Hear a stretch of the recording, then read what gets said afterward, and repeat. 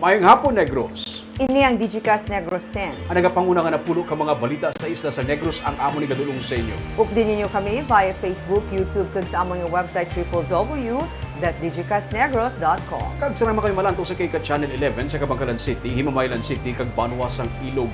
Kagyari na ang top 10 nga mga balita sa Negros subong adlaw.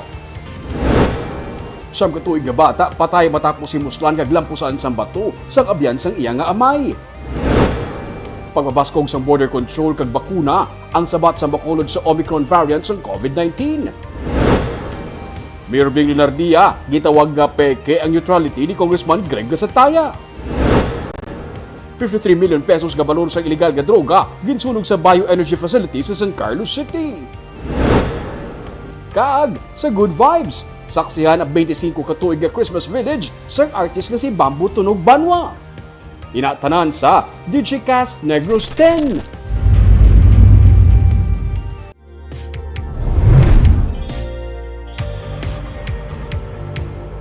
Sa number 10, libo-libo ang nagupod sa caravan nga nagpakita sang suporta sa kandidatura ni Ferdinand Marcos Jr. kag Mayor Sara Duterte kahapon.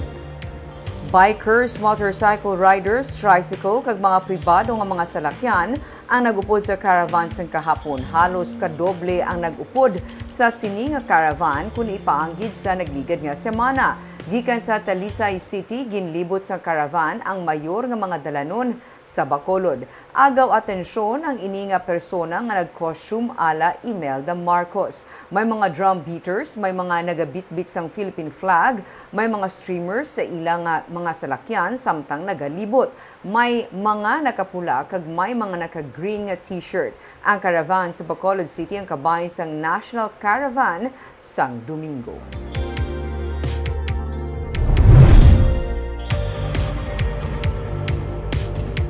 Sa number 9, may kapin sa 1.5 milyones pesos nga balor sang shabu ang na-recover sa buy-bust operation sa San Carlos City kag Bago City. Arestado ang 30 anyos nga si Sofia Marie de la Cruz o kun alias Beauty sang Biyernes matapos ini makuhaan sa kapulisan sang iligal nga droga nga nagabalor sa masobra 1 milyon ka pesos. Sa de la Cruz ang subject sa buy-bust operation sa barangay Don Jorge Araneta sa syudad sa Bago kagang ginakabig nga high-value target sang kagang supplier sang iligal nga droga sa syudad suno sa PNP.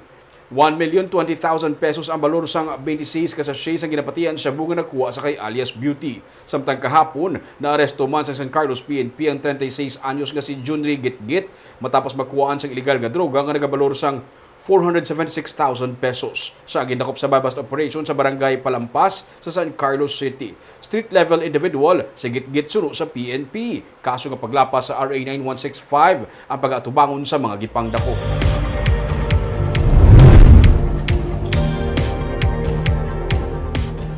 Sa number 8, 53 milyones pesos nga balor sang shabu kag marijuana ang ginsunog sang PIDEA.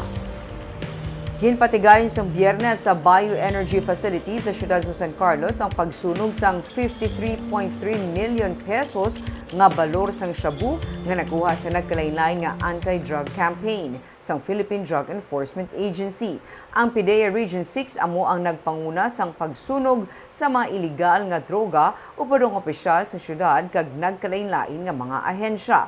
Ang mga ginsunog nga shabu amo ang mga drug evidence sa mga kaso sa Capiz, Iloilo Province, Cadiz City, Silay, Himamaylan, Bago, Cabancalan kag San Carlos. Nagabugat ini sa masobra 6 ka kilo kag nagabalor sang 53,380,000 pesos. Kabahin man sa gina-destroy ang marijuana nga nagabalor naman sa masobra 60,000 pesos. Sa number 7,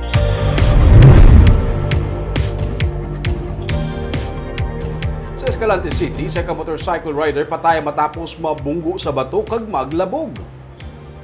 Patay ang 47 anyos nga si Charlie Vaflor matapos makabunggo sa bato sa kilid sang dalan ang iyang motorsiklo sang kahapon sa highway sa barangay Hunub-Hunub sa syudad sang Escalante. Sa investigasyon sa PNP, naglabog ang motor ni Vaflor matapos ini maglabay sa kurbada nga bangin sang dalan, gani nabunggo ini sa bato kag naglabog sa katubuhan. Dahil on the spot si Vaflor suno sa pulis bangod sa pilas sa guya nga iya sininaagom.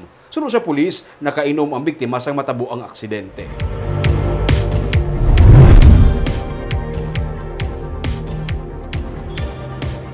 Sa number 8, iga-revert o kung igabalik na bilang mga regular hospital ang Valladolid District Hospital kag Valeriano Gatuslao Memorial District Hospital sa siyudad sang Himamaylan kasunod sang paglubo sang kadamuon sang COVID-19 cases sa Negros Occidental.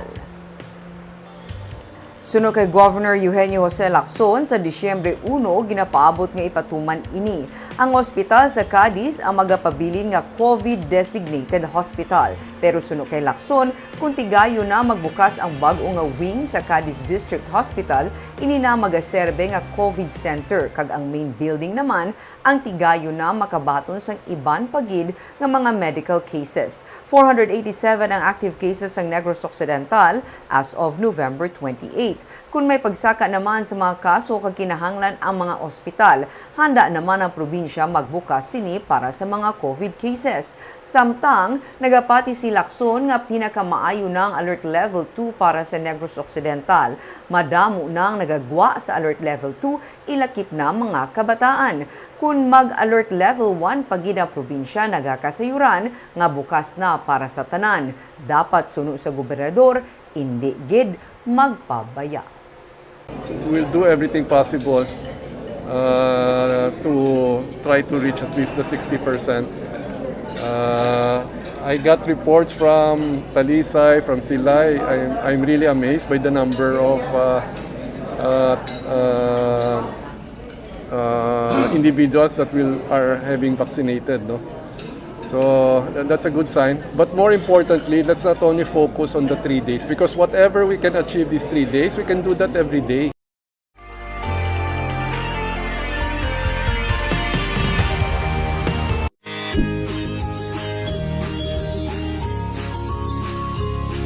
Besh, nakabakuna ka na?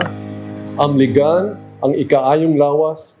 Magpabakuna na para abanse ka.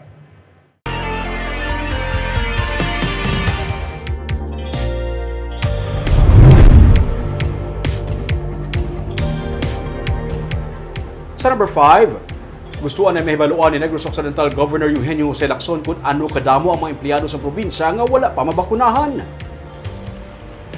Sunod sa gobernador, basi madala pa man lang sa sugilanon kag makumbinsi nga magpabakuna. Kung kinahanglan gid, mag-i-issue ang gobernador sang executive order nga magamando sang mandatory vaccination sa mga government employees. Damlag pa si Cadiz City Mayor Salvador Escalante ang nag-issue na sang memorandum para sa mandatory vaccination sa mga empleyado sang LGU, kag si Bago City Mayor Nicolas Yulo naman ang labing nagahaylo sa mga empleyado nga magpabakuna. Sa pagbanta sang gobernador, hindi lamang sa mga empleyado sang gobyerno probinsyal kundi sa kabilugan may mga 20% pa nga may pangduwa-duha sa bakuna. Samtang ginabi-abi naman sa Progressive Alliance of Capital Employees ang mandatory vaccination bilang pamaagi nga maproteksyonan ang ikaayong lawas sa mga empleyado. Ang respect for the right to life bilang constitutional mandate ang dapat santo mansuno sa ila sa safety sang kadam-an. The province can issue an EO to make it mandatory for all government employees to be vaccinated. The percentage of anti-vaxxers is not only limited sa provincial government employees but as a whole, no, the province. I think there are something like 20% or a little more than that are still hesitant to be vaccinated.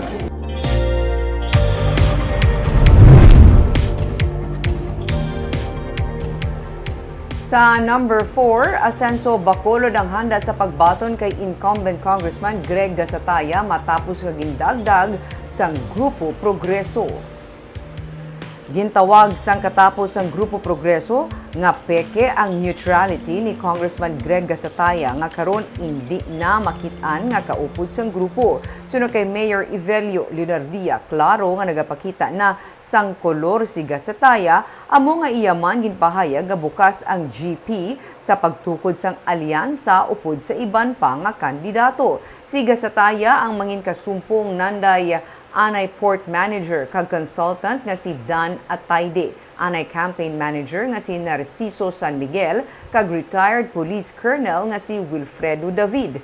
Ang kongresista ang nagpahayag nga magpabilin neutral bangod lunsay maninoy niya sa kasal si Leonardia kag anay Congressman Albi Benitez nga amo naman ang kaengkwentro sang alkalde sa mayoralty elections. Si Benitez ang nagpahayag naman nga bukas ang asenso Bacolod para sa kongresista. Siga sa tayang wala anay naghatag sa pahayag, may angot diri.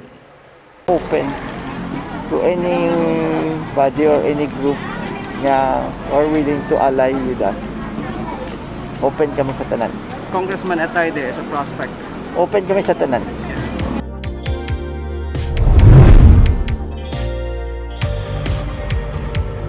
Sa number 3, may 18 tanan ka mga team sa Negros Occidental para mabulig sa vaccination drive karon naging sugura na ang Bayanihan Bakunahan National Vaccination Days. Sa Food Terminal Market of Negros Occidental, nagpatigayon man sang vaccination drive kasubong man sang online vaccination registration. 300,000 ang target sa Negros Occidental nga sunod sa kay Governor Eugenio C. Lacson ang ginpanubuan na sa 60%. Labing ginatinguan sa Negros Occidental nga malambot ini. Suno sa kay Lacson sa ila inisyal nga report, madamo man ang nagapilap para sa among nga vaccination drive kag kuntani, ini ang magatayuyon sa masunod nga mga inadlaw, hindi lamang para sa National Vaccination Days. Sa number 2,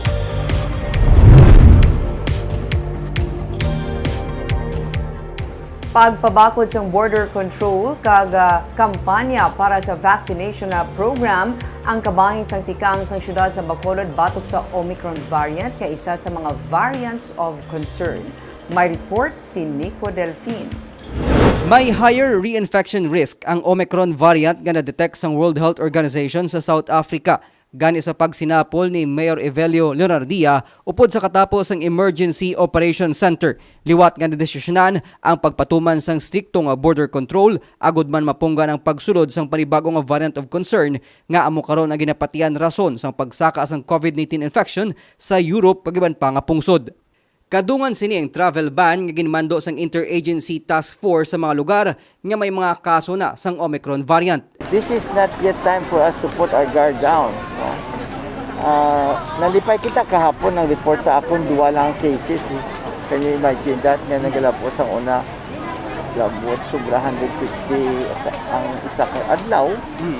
Subong duwa na lang. Kita ko na nakatama ng improvement. So balantayan nga hindi pakawala ang aton nga mga pumuluyo kag labi lagi mabantay pagid kita kay tungod nga ang Christmas season ari na. Kabahin sa mga tikang sang syudad upod sa national government ang pagpatuman sang vaccination program sa idalom sang Bayanihan Bakunahan. Gani humalin kay ina sang agad dagsama na mga nagpabakuna sa mga vaccination center sa kabarangayan, mga eskwelahan kag sa mga mall sa syudad. Ang Iloy kag 4-piece beneficiary nga si Nena Pedrosa nagbaton sang first dose sa Bacolod City National High School matapos maengganyo sa iyang mga abyan nga magpabakuna. O pero sir, nadlo ko. Nga man. Kasi sabi ko, sakit kag malipong ko. Ano na ba tiyaga mo subong? Duwal man lang. Do okay lang ah. Sa Jose R. Torres Elementary School sa Barangay Singkang Airport, manog alas 12 na sang udto pero amo pa sini kadamo sa nagpila para magpabakuna. 500 ka dose ang bakunang allocation sang barangay pero nagdugang pagid sila sang halos 500 pagid ka dose. Isa sa mga nagpila ang lola nga si Lorna Navarro nga ginpabakunahan ang iya 12 anyos nga apo. Luyag niya nga kung magbalik ng face-to-face nga klase, protektado na ini siya kontra sa virus. At least na yung ginakay para nga makwansa sa virus eh. Maprotektahan ba lang iya nga. Pira pa ka mo? Oo sir, mga 9 kay nakuha. Pakukuhan mo module sa Inoo. Di pagkatapos kukuha, nakato kami di dayon. Para lang mapabaksin. Nagapating pamunuan sang EOC nga mangindako nga bulig kontra sa makamamatay nga virus ang 3 ka adlaw nga National Vaccination Days. Overwhelming gid no ang response sa ato nga pumuluyo, tam-an gid kadamo sang nagpakita sang ilang interes. Kay amo gini ang ato nga proteksyon miskan ano pa nga variant ang magsulod sa syudad sa Bacolod. May 42 vaccination sites kita. Mag-perform lang ang kada site sang 500, may mga 21,000 na kita. May 66,000 ang target quota sang syudad sa sulod sang 3 ka adlaw Kag ginalauman nga antes matapos ang tuig, malambot sang Bacolod ang 70% herd immunity. Nico Delfin para sa DGCast Negros. Kaag sa numero 1 sa mga balita, subong adlaw.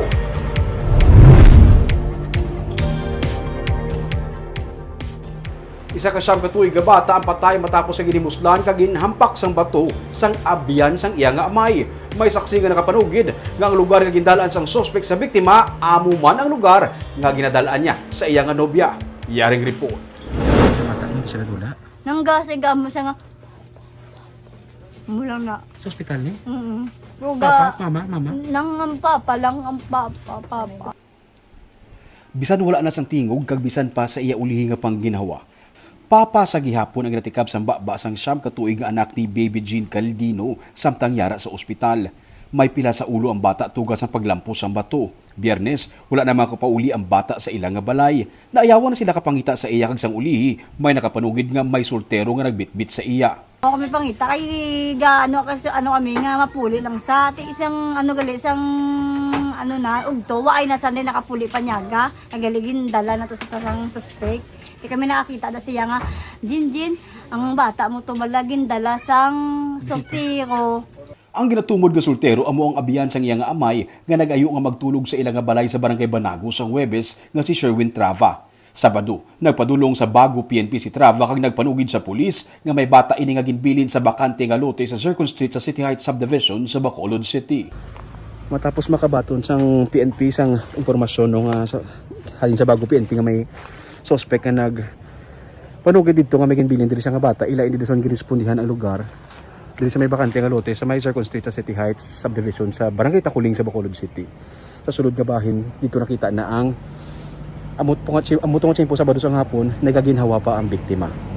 Sunod siya kay Major Leo Estopa, commander sa Police Station 6, ginkatuan galingon sa mga pulis ang lugar kag nakumpirma nga may bata nga ginbilin diri. Nagaginhawa pa ang bata sa maabtan sang rescuers gani ginhingagaw inidala sa ospital Sabado sang hapon.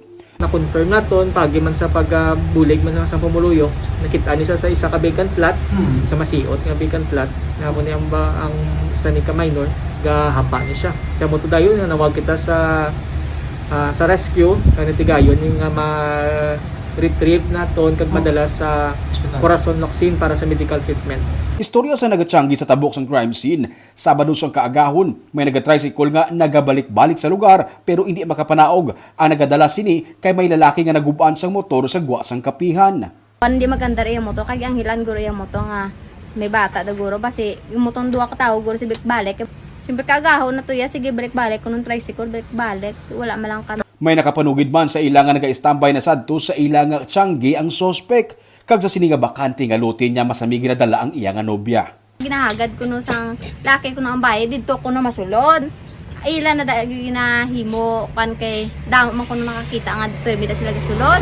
Kaina, mga alas 3 ang kaagahon, nagtaliwan ang bata. Siling sang Iloy, nagatingwa pa nga mabuhi ang iya nga anak. Nagatulo ang luha sang bata samtang ginapump pero malala na ang iya nga kondisyon. Biyernes pa siya gindala sa bakante nga lote kag Sabado sang hapon na nasapuan. Gano kong cellphone sa lunggan sang bata ko, gahibi pa.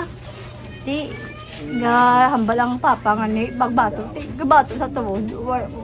Ano na lang dala siya ng ano bala? Makina. Ang makina na lang. Kaya way nagidyang ano yung bata iya. Naluoy ko sa bata. Gusto ko mabuhi. Ti, mabuhi man. Nang kumatos man kay way nang ano yaman mo kay ang mata way na. Ang mata nga isa bulag ano na bulag na. Ginauludan ano tapos ang isa ang gabulto gasudong ang dugo. Kaso nga rape with homicide ang ginahanda na sa pulis batok sa kay Trava nga nagpamalibad nga magpa-interview. Sa Good Vibes, 50 katuig nga koleksyon kag 25 katuig na ang Christmas Village sang artist nga si Bamboo Tunog Banwa. Ang sadtuan ay dining area kag kwarto sang iya nga Iloy na puno sa mga miniature. May report si Romeo Subaldo. Pasaka pa lang sa hagdanan sa balay sang artist nga si Bamboo Tunog Banwa. Napuno na ini si Christmas lights kag decors. Covered sa red carpet ang hagdanan. Pagsampot sa ibabaw, may bilin na nga mag-welcome sa imo. Ini ang latest nga collection, ang bilin sa Bethlehem. May mga Egyptian man nga mga miniature kag hampanganan. Pagbukas ng sini nga kwarto, kibuton ka nga napuno inis ang Christmas villages, literally. Kung bata ang magsulod, sigurado nga mabusog ang iya nga mga mata sa kadamo sa mga hampanganan kag mga miniature nga nag-represent sa nagkalain-lain nga bahin sa kalibutan. May Paris, Amsterdam, mga glass houses, may Chinatown, may Disney characters, Mexican Village, American, 1950s kung retro-inspired, kag Victorian. Sa Victorian, mas dalago ang characters kung ikumpara sa ibang nga villages kay ini ang iya pinakaunang nga Christmas village. Ari, Amo gini sa gini ang balay. Diri ka nagsugod. Original gini ang balay ni. Oo. My first village sa lani ka plywood. Sa kanako. Ang iban sa mga collections niya gikan pa sa iban nga mga lugar kag 50 years old na. 25 na katuig nga ginahimo ni Bamboo ang Christmas Village, kag kada tuig may bag-o nga ginadugang. Sa kapuno sang kwarto, pati ang ibabaw, may mga landmarks naman. Huben pa lang si Bamboo na namian na siya sa Christmas cards, kag ini niya nangin inspirasyon nga magsugod sa paghimo sang village nga Christmas inspired. I think ang love ko sang gamay ko sa mga Christmas cards, may mga snow, may mga Santa Claus. I think Sa start. that was an inspiration enough. That was 25 years ago. Mga 50 years ago pa. 50 I started collection sa mga 25 years ago lang. 2020, nag-igo ang pandemic. Wala man makapadayon sa iya nga Christmas village si Bamboo, kag sini nga tuig, napaminsaran niya nga buhi uliwat pero hindi lang anay pagbuksan sa publiko kay may pandemic pa. Duhaman kasi man ang iya nga pag-clean up sang village, kag may mga electrician kag artist painter nga nag-assist sa iya. Kay kanugon man kundi mong pag-maintenance, kay ari naman gid siya. So, for the love of it, i-open ko na lang. Blessing ko, whatever happens, at least ready na siya. Nagabot pa sa punto sang una nga ginapilahan pa sa mga tawo ang dalan sa guwa sang iya nga balay para makasulod lang kag makalantaw. May mga hindi man siya malipatan nga mga experiences sumalin sa nagbukas ang iya nga Christmas village. May mga kabataan nga kung makasulod na, hindi na magpauli kay nalingaw na. Ay, apo ni Barney, hadlok tumirong sulod. Sa mapuli na, di na, agaguyuray na sila, kini magwa. May mga personal favorite siya parehos na lang sang sini nga simbahan nga himo gid sa stained glass. Kung imutaran mo ang kada village kag hibaluon ang istorya sa likod sini, maubos ang bilog mo nga adlaw. Sulod sa kay Bamboo, mauti ang ini nga hobby pero kung naghatag sang kalipayan, hindi ka na makauntat. Subong nga nagamat-amat na halog ang paghihos ng tawo, nagalaom siya nga magsigi-sige na para liwat niya mabuksan sa publiko ang iyang Christmas village kag makahatag sang kalipayan sa iban. Barb, first time ko nakasulod, nakibot ko nga amo nagali siya in person makita mo siya kakatahom katama. Though several times makuda nga naka-cover sa tuanay, no? Kag it seems like nga every year may ginadugang si Sir Bamboo. Kag last year, Barb, wala siya nagpadayon tungkol sa pandemic. This year na pinsalan niya nga hindi ayhan nga sigihon niya gyapon. But hindi lang nga bukas sa public.